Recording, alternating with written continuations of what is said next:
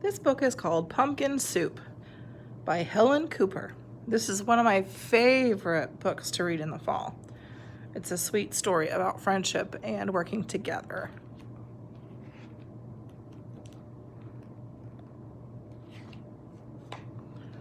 Pumpkin Soup. Deep in the woods, there's an old white cabin with pumpkins in the garden. There's a good smell of soup, and at night, with luck, you might see a bagpiping cat through the window, and a squirrel with a banjo, and a small singing duck.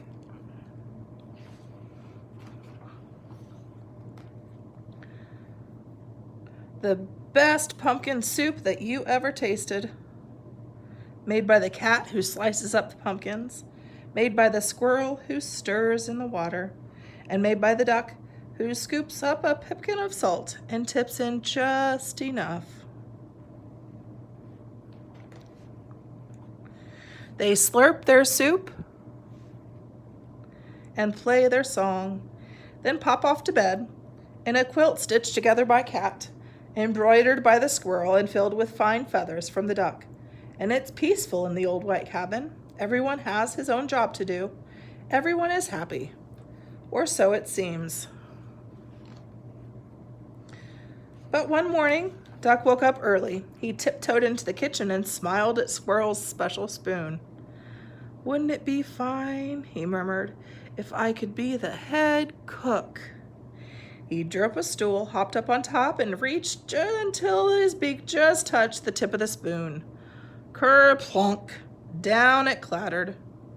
Then the duck trotted back to the bedroom, held up the spoon, and said, "Today it is my turn to stir the soup."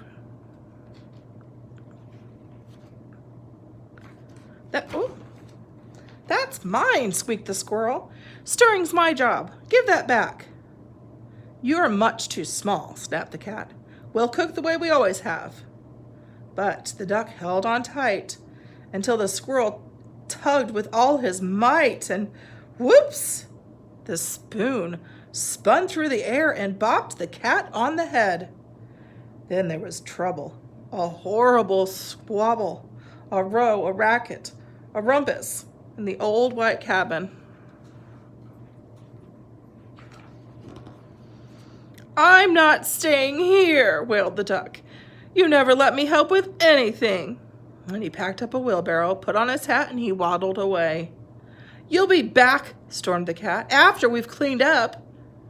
And the squirrel shook his spoon in the air. But the duck did not come back, not for breakfast, not even for lunch. "I'll find him," scoffed the cat. "He'll be hiding outside. I bet he's in the pumpkin patch." But the duck was not in the pumpkin patch. They could not find him anywhere. So they waited all that long afternoon. The cat watched the door and the squirrel paced the floor. "That duck will be sorry when he comes home," they muttered. But the duck didn't come home, not even at soup time. The soup wasn't tasty. They'd made it too salty. They didn't feel hungry anymore.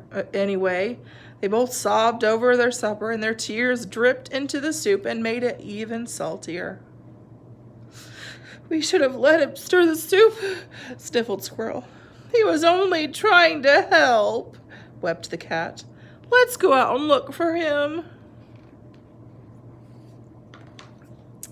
The cat and the squirrel were scared as they wandered down the path in the dark, dark woods. They feared for the duck, all alone with the trees and the foxes and the wolves and the witches and the bears, but they couldn't find him. If you see here's the cat and the squirrel, and this is a thought bubble, a big thought bubble, so we can see what they're thinking. They're thinking all these things are after the little duck. See?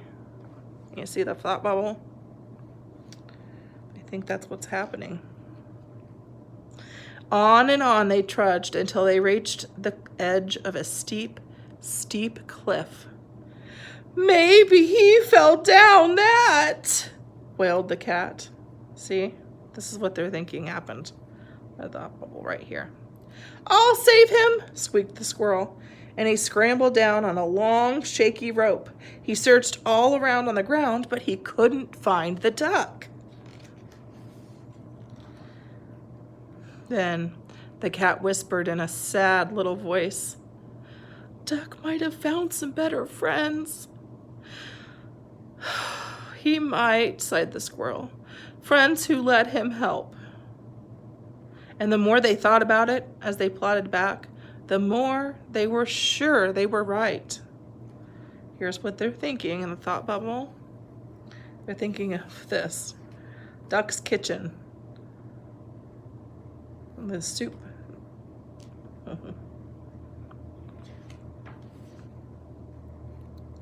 But when they were almost home, they saw a light shining from the old white cabin.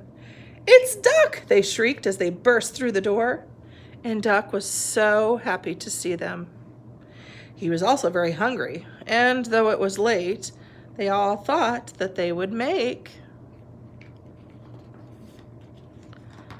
some pumpkin soup. When the duck stirred, the cat and the squirrel didn't say a word, not even when the duck stirred the soup so fast that it slopped right out of the pot. Not even when the pot got burnt. The duck showed the squirrel how to measure out the salt, and the soup was still the best you ever tasted. So, once again, it was peaceful in the old white cabin.